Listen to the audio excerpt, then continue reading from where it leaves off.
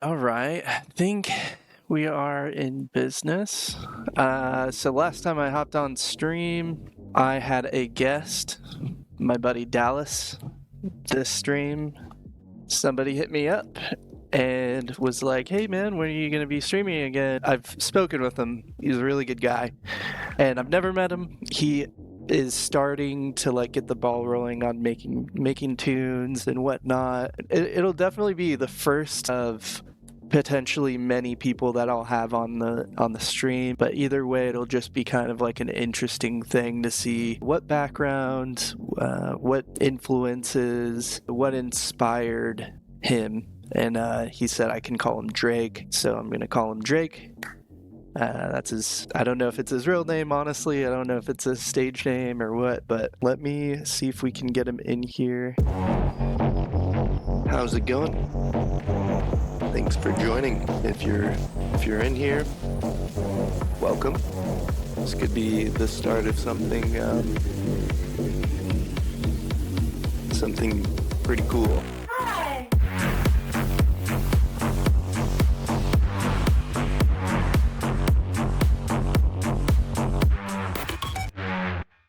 Of really fun ideas for this stream. So if we get stuck anywhere or whatever, I got some fun things I want to potentially bring out. Just the streaming alone was such a learning curve and such a long process, and I'm still trying to learn certain things about like OBS and all the things you can do on it.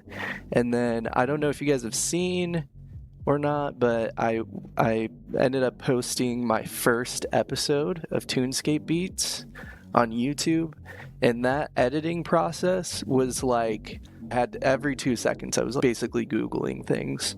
So if streaming looks easy, it ain't. I don't know if I've ever thought of streaming that shit would be easy as hell, but it's definitely not. But all right, let me let them know I'm ready.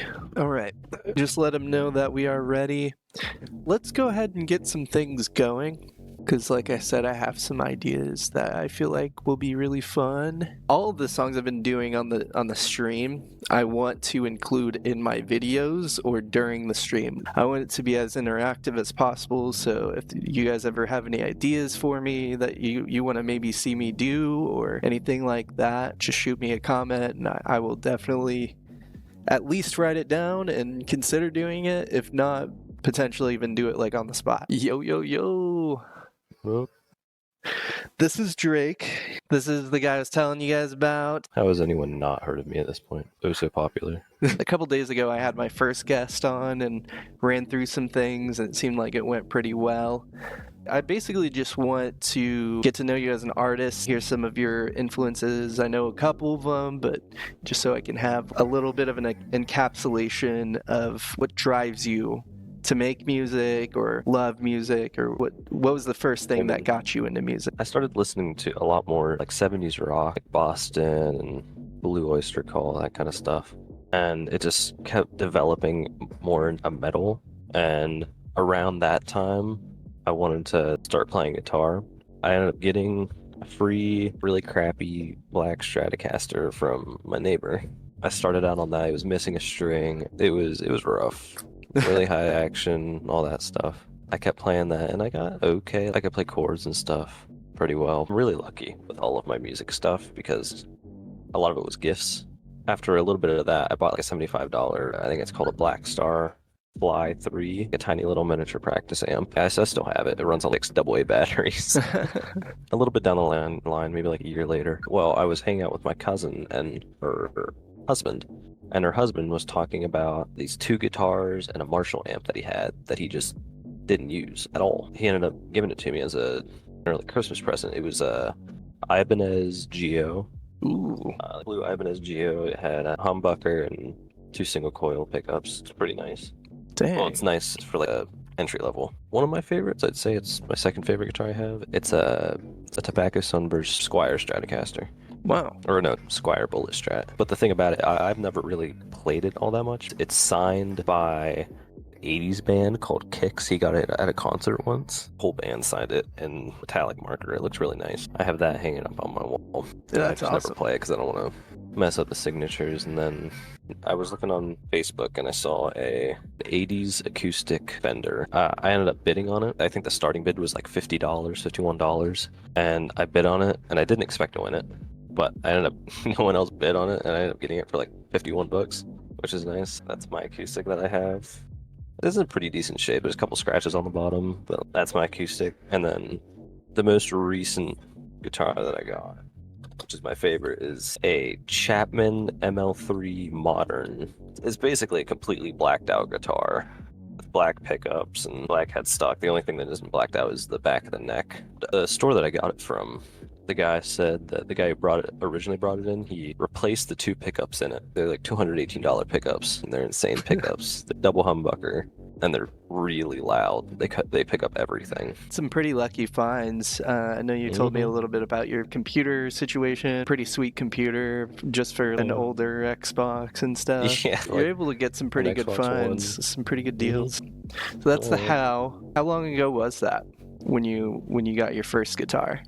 My first guitar was probably nearing around 2 years, I'd say. Okay. Do you generally practice every day? I like to.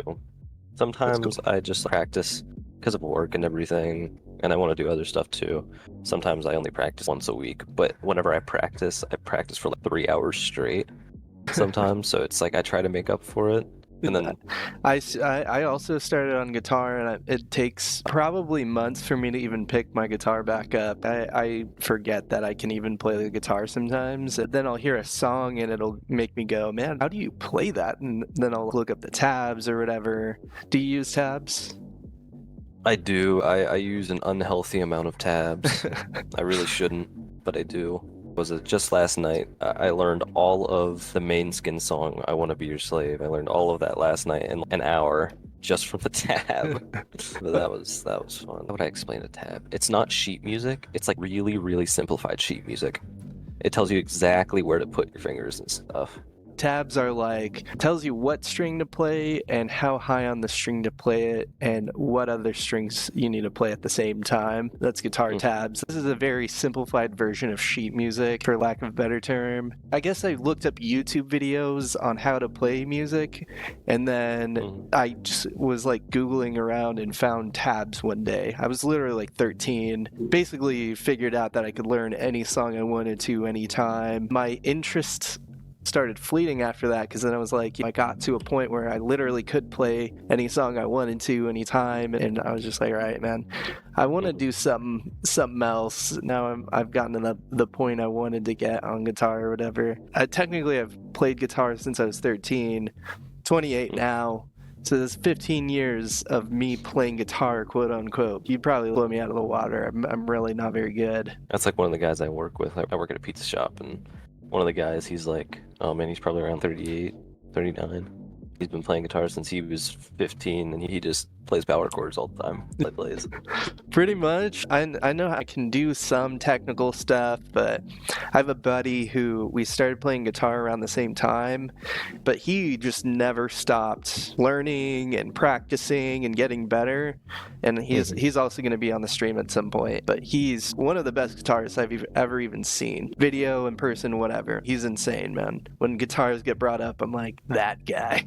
You ever listen to a song and you're like, I'm pretty sure I could figure this out, and then by ear you're able to pick along? I've done that a couple times with only a couple songs, and it amazed me. So the first time I've ever done that was maybe a month and a half ago. I was hanging out with my drummer friend, and I came up with this little part, and he said it reminded him of the Four Horsemen from the Kill 'Em All album. He pulled up that song, and he pulled up the measure, and I listened to it. I listened to it once, and I played it perfectly the next second. And I was like, what did I just do?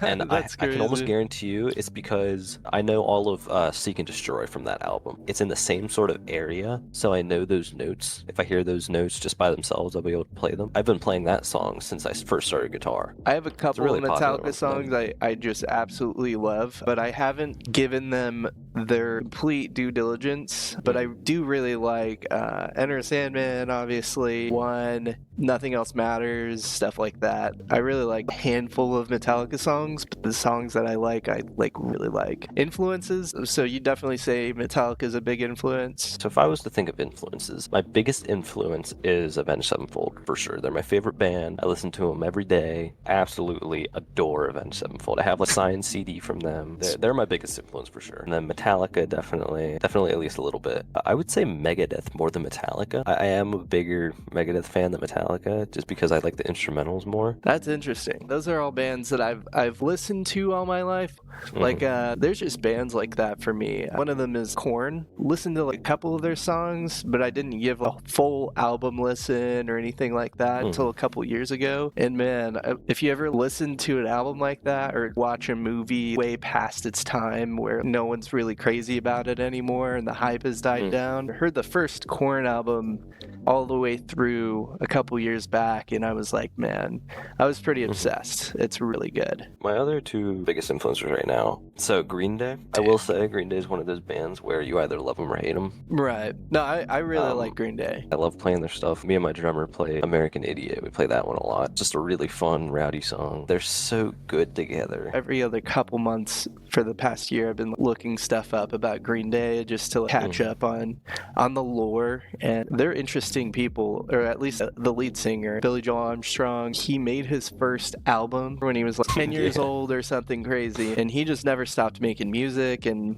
eventually She and Welcome to Paradise and stuff, out of nowhere he was just writing these masterpieces, these punk masterpieces, and touring for massive populations of the world, man. I also really love his attitude, because there's a couple of glimpses of him just being definitely poked out or something on stage sometimes, and that's really interesting to watch. I really like seeing him flip out.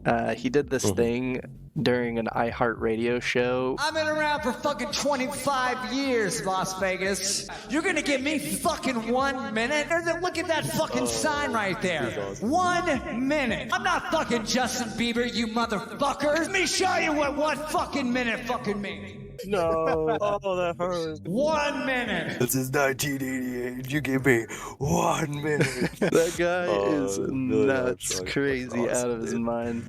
I was gonna say, he's right next to The Offspring in my punk influences. Yeah, I like The Offspring. Yeah, that's cool, man. You got some cool influences. All of this Black Sabbath stuff, all of the punk stuff, all of the prog metal, like Dream Theater and stuff, all of the indie rock, like Strokes. All of this, I feel like, goes into my playing, and it just creates some weird shit sometimes, man. I made a riff a couple weeks ago that sounded like a Green Day song. 2 seconds later, I made a riff that sounded like a Black Sabbath song. And then I morphed them together, and I made a Black Sabbath Green Day song. It was so weird. I really like Green Day. That guy's like, he's crazy, man. He was younger. He was just all up in people's faces, just not afraid to look dumb or whatever. Oh, yeah. Definitely punk founder 101 material. Love to see him just interacting with society. Do you like Weezer? Sure, I like Weezer a lot. I really like Weezer. One of the first songs I ever learned was a Weezer song. It's called El Scorcho. It's a weird one. I feel like I have. It's one of their more obscure Weezer songs. Do you remember what your first song was? My first song, I think the first one was probably the Seven Nation Army, and then it was like Paranoid. Yeah, the guest I had on the other day, he is one of my friends in real life. He's got a lot of the same genres that you do, and yeah, pretty good at guitar, he's pretty good at singing, just music smart, you know? Like, I feel like a lot of people are music smart and may not even know how to play an instrument or make music. They just like intelligent musically. He's got that, and he can make music, you know? But yeah, he likes Megadeth, some Metallica. We were talking about how he really liked this band called Black Flag. Definitely heard of them. I've not listened to them yet. I haven't really given them a chance either. Man, I don't know what my influences punk-wise would be. It'd probably be similar. Like, I think we have similar taste in punk. But I listen to a lot of like pop punk. I've been listening to Panic at the Disco a lot lately, like earlier stuff, A Fever You Can't Sweat Out. I still think that's like one of the best albums I've ever heard, if not one of the best albums ever made. And I've been looking into the guy who like played guitar and like sang backup in the band. It turns out he was like brains behind the operation. And that's kind of why when he left, Panic at the Disco just kind of went in a very just generic pop direction. Doesn't sound anything like it anymore. He just got thrown through the ringer, which happens so often to artists that are like, especially the most talented artists, I feel like, have the most tragic stories. And it's pretty sad, man. He even messaged him on Instagram going like, hey man, I just did a bunch of research, I'm so sorry things turned out the way they did. I always found that with like some artists and everything, like always some traumatic experience or something happened to them. Yeah. I don't know what happened after that. All I know is that now they're famous. So I'm like, over here, my life's going perfectly fine. I'm like, damn, I'm really not gonna be famous, am I? You haven't suffered enough to be famous, man. Sorry, I'm just kidding. Yeah, it's crazy because heavier music, a lot of them have like messed up backstories and stuff. I listened to this band called The Plot in You, and from what I've heard, the lead singer, he's just been through so much shit. It's like actually like it's crazy how much shit he's been through, and you really hear it in his vocals. It's one of the things I really appreciate about Korn too, is the lead singer he brings out the emotion every single song. Like really like hearing the inspiration, the emotion in people's music, and like those powerful emotions are like love and hatred or pain or whatever, and you know. I really like it when people convey that in their vocals or, you know, in their music. Have you gotten into songwriting? I did write a song. It's actually the first song I've ever written, and I did it for my English class. It was for an English project. It's like really, really Black Sabbathy because it's a Gothic literature class, and I had to make it Gothic, so I made it as Black Sabbathy as possible. That's dope. A Gothic literature class? What authors? Poe, Jackson, Lady Lazarus. I've heard of Poe and the other two, I don't know, but I'm sure they're important. Talking about Haunting of Hill House? Yeah, The Haunting of Hill House. Okay. Shirley Jackson. Wow. That's the one that they made like Netflix adaptation. That's creepy. Have you seen that? I haven't, but I really want to. I literally could not watch it, man. Scared so easy. And I say that even though I watch horror movies all the time. These last year, growing more and more into like horror. What kind of games do you play that are horror related? Phasmophobia. And then there's this other one that I'm waiting to play until I figure out how to stream off my headset. It's called Crawl Space. And it is as terrifying as it sounds. That's the scariest word ever invented, bro. It's still in beta, I think, and I got it a year or two ago. Tried it out, and I'm not kidding. That was probably the most high-pitched scream that has ever came out of my body. Threw my headset across the room because I got so scared. I'm not claustrophobic, but dude, if I was just hearing the words "stuck in a crawl space," it induces claustrophobia for me. There's certain words that trigger me. Oh, dude, I got this. I actually have this weird ass phobia that I don't think anyone else has, where it's not like gore makes me feel this, but I get really uncomfortable hearing about medical terms. That freaks me out for some reason. I don't know what it is. Ever since I was a kid, man. But crawl space is probably one of those where immediately if I think about the concept of being stuck in a crawl space, that shit freaks me out. I don't want any part of that. It's like cave diving. Yeah, dude. Cave diving is a crawl space taken to the next level.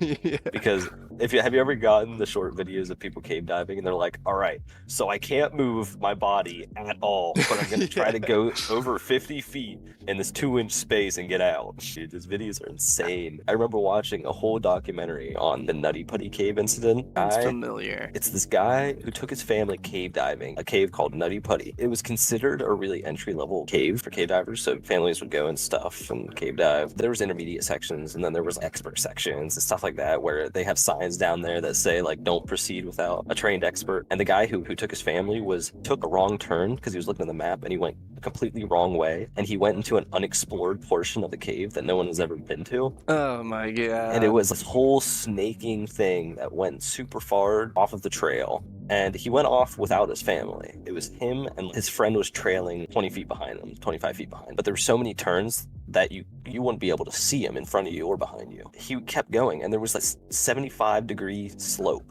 downwards that, because it was so small down that 75-degree angle, he had to go down face first. And it took him so long to get down that.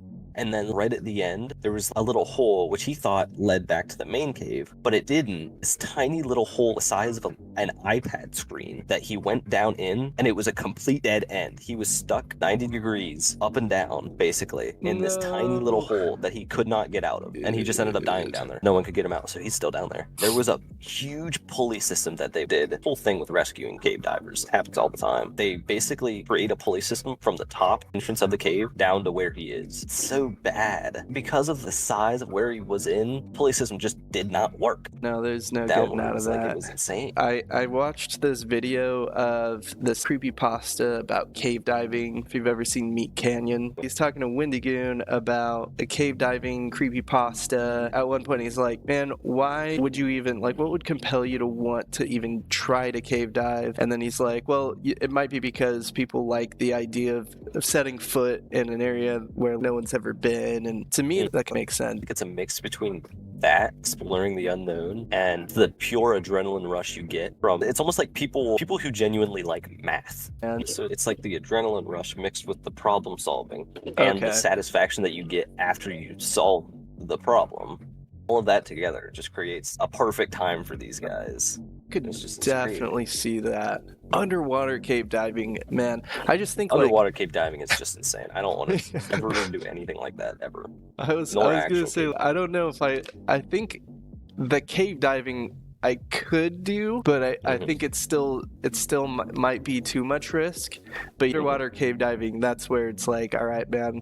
I don't think, unless it's a guarantee I'm going to get out, I don't think I would do it. But I like the idea of scuba diving. I used to want to be a marine biologist. Oh, that's cool. I think scuba diving is awesome. I love being underwater. I love the water. In a cave with no sea life or anything, just plain walls and foggy water, that's just not a good time in my opinion. And you got a big scuba tank on your bag. You go with the air pockets in it, and you just chance it and go underwater trying to find the next air pocket. Dude, I've seen a video about people who died doing exactly that. Oh, I'm pretty sure there's an air pocket down here. They swim all the way down, and there's nothing, and they just can keep going, and now they're out of breath and they can't get back. It's so scary. Dude, I used to risk it pretty hard whenever I was a kid, and I would climb trees that were not climbable. You shouldn't be up there type trees. They're dying or whatever. One time, I was 6 or 7 with my buddy, and he was like, let's climb this tree, and it's the most, or actually it might have been my idea, I was pretty stupid, most messed up, rotted looking dead tree in the backyard of these apartments in Michigan that I used to live at. Got really, really high up, branch broke underneath me, and I started falling headfirst towards the very center of the split in the tree. Both my feet got caught on a branch by chance, and I ended up looking around, and right next to me, my friend had been like maybe 5 feet underneath me, and I was like, I landed right next to him, or he was like, now he was a little bit above me or whatever, and he was like, dude, are you good? And I was like, but either of us were really scared. We were kids, and we didn't know we weren't invincible. That was pretty scary, because it was probably at least 15 feet in the air, and I would not have survived. Around the age of 13, I started having nightmares about it. Told my mom, and she was like, there's no way that happened. And I was like, that literally happens. You were just at work or something. Because I was at home a lot by myself or whatever. It literally was like, she was not convinced, man. I was like, oh my God, whatever. There's this guy I watch, Mr. Ballin. He covered this story about a guy. Curiosity got the better of him, and he went up inside this giant plastic dinosaur that they have outside of science museums. I think this one was in Illinois or something. He climbed to the top of this dinosaur, was able to get inside of the dinosaur, gets up in there, and he's trying to take a selfie in the stomach of this long neck. Ends up dropping his phone inside of one of the long neck's leg, and it's all hollow, so it just slides all the way down. And he's like, oh shit, let me try to fish it out. So he ends up reaching down there and slipping and falls down there. That alone sounds like a terrible, terrible way to die because it sounds like something I would do specifically. That's something that I'd probably do. Those are the scariest stories. They always stick with me because I'm always like, there are probably a ton of ways I could just be dumb and like get stuck in a dinosaur's leg. The most dangerous things I've ever gotten into were snowboarding. I was really into that for a little while. And then I got into longboarding, but really it wasn't anything serious. It was just riding my board around. I've never been a super huge adrenaline junkie. The most adrenaline that I seek out, I love performing. Really want to do it more so I don't like tense up as much as I do now. You perform? Do you do shows like gig? I wish. Really the only performing I've ever done is in front of different family members and different families. Dude, so that leads me into a question. When was the first time you remember losing yourself to music? Losing myself to music. I'll tell you what, bro, I'll give you a date. Because it's whenever I first started getting into metal. It's so cool that this is a question that I think the people that can answer it will be able to know exactly what I'm talking about. First one for me was, I specifically remember being on a plane. My dad had made a CD for me, 6 a.m. listening to Around the World by Daft Punk. I'm looking at that song. Wait, you're literally looking at that song? That song is right next to where I started losing myself to music, man. That's so funny. Right around late May, I started listening to Primus, Pool, and then a lot of Ozzy Osbourne after that, and then Dio, Daryl Hall in here, Aerosmith, Led Zeppelin, Smashing Pumpkins, Metallica, Chili Peppers, Dragon Force, Def Leppard, Jimi Hendrix. Definitely musicians and artists that you can get lost in. Do you feel like you lose yourself while you're playing your guitar and performing for friends or family members? I've done that once. The latest one that I did was with my band, a few members of my band. They were having a party over at the drummer's house, and we all went for a practice that night. And there was like party basically going on at the same time. Basically everyone from the party came over and we performed for them a few songs. And it was the last song that we played was You're Gonna Go Far Kid by The Offspring. I lost myself for like 2-3 minutes of the song. I love played that. It was awesome, man. That's a really good answer there. I have a very specific date too, because whenever I first learned how to play the blues, I was in this circle of people who were all playing guitars, and I was given a guitar because they have an extra or whatever. And I just like started watching the dude play in front of me and learned the riff, and it was just the same riff over and over and over again. I was like, man, this is so easy. At first I was like, this is the easiest thing to play, but then I started adding expression in, playing louder at certain parts. Somebody at that moment took a picture of me, and it looks like I'm just staring into space. In my brain, it's magical. It was such an unreal moment for me. Ever since then, I just constantly am seeking that moment out again. My first performance was like that, where it was actually like, my first performance was actually a DJing thing, officially. I'd performed for my friends and family, and every single time, man, I would just start feeling that again and just be really wanting to play for people. And there was a time where I was just every single night learning new songs and playing in front of people. We'd be drinking, we'd be partying and stuff. It's magical when that happens, man. It really is. It's kind of sad to think about. Not every art form can give you that. Maybe it can. I don't really know. I used to do a little, not too long ago, I'd say 6 months ago, I stopped. So my aunt does fire hooping and this great showmanship kind of stuff. I remember we had a project where we taped fireworks on her hula hoop, and I filmed it with my GoPro, and it was awesome, dude. And then we ended up getting hired for a graduation party, I think. Oh, and I was filming that too, and we did the same thing but with bigger fireworks this time. And it was awesome, dude, because there was also fireworks going off in the distance, and it wasn't even planned. It was awesome. And I got into this thing. So one of my hobbies is flipping knives. I like to flip knives. I do butterfly knife. I was doing that at the party just because I brought mine, and I was like, let's start doing this. And I was doing it a little farther away from the party in a grassy field. And these two kids were sitting over there watching me. And I was doing so like behind my back, and I was doing like Van Goghs where I would catch it next to my ear and stuff. I ended up getting paid $100 at the end of the night because apparently there was a lot more people than I thought watching me. I was like, why are you paying me? And they're like, well, you were a part of it too, man. That's so cool. I guess any performance art should give you that you lose Mhm. yourself moment. I didn't Mhm. think about that. So I guess sometimes whenever I climb, I get something similar, do a route and do it like really well. I feel very accomplished. I have a pretty nice one. Actually, the last guest, Dallas, he actually gave it to me, and I'm not very good with it, but I know how to open it and close it the cool way, and that's about it. It's actually what the Bali in my name stands for. A lot of people think I'm from Bali,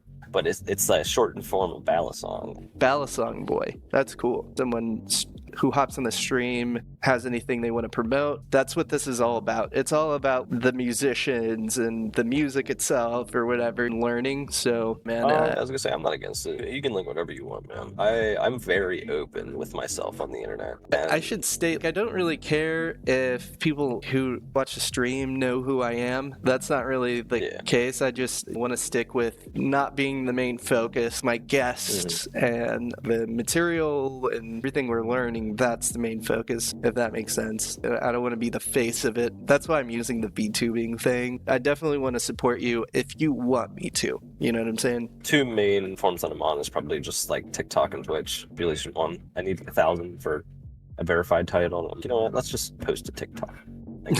Dude, that's awesome. That is probably my main thing. I'm trying to think of what else we can do while you're on here. Luckily, you can stay joined for the entire stream. But from here, I think I want to go into probably trying to start on a new project and seeing where it goes. Do you have anything specific that you'd like to challenge me with making? So, because I'm getting into the horror genre, I want to see if you can maybe make something evil sounding. Evil sounding? Playing a guitar. You said you'd like put it down for like 2 or 3 months and then pick it back up again. So what helped me with that? Getting stuff for my guitar that made me want to play it more. I got a new guitar, and I'll tell you what, my playing went up tenfold just because of that new guitar that I liked. Well, it wasn't the best. It's not like the best guitar in the store, but it looks sick, and I really like the look of it. And it plays really nice, so I want to play more. That's a good idea. Same thing with this wah pedal that I got. I got like a $170 wah pedal a few weeks ago, and I've been messing around with that basically every day, just because I think it sounds awesome. It makes me want to play more. I think getting stuff that makes you want to play more, or listening to stuff that makes you want to play more, is a really big thing in motivation, and it's really helped me a lot with practicing. That's really good advice. Maybe stuff that you want to play on guitar, listen to that a lot more, stuff like that. Like pickups on a guitar, basically, in my opinion, is the guitar. Right. Because what comes out of your pickups is what gets sent to your amp, is what gets modified. The pickups, if you have really nice pickup, then you get a really nice sound. And then everything else is just like helps you play more. The action. Like I have a really low action, which helps me shred a lot more. Because it's the height of the strings. Adjusting that from the bridge. I haven't done that myself. I haven't even had that set. Do you usually go somewhere to get that done, or do you know how to do that? I don't know how to do it. If you want a guitar that you can modify easy, get a Telecaster. Easiest things to mod ever, because they are hardtails, which means the bridge is fixed and the strings go through the back. Basically, remove your strings, unscrew your pickups, screw new pickups in. You want me to try to make something evil sounding. Do you have any reference tracks that you'd like me to put down? I'm going to give you Lord of This World, one of my favorites from them. Lord of This World.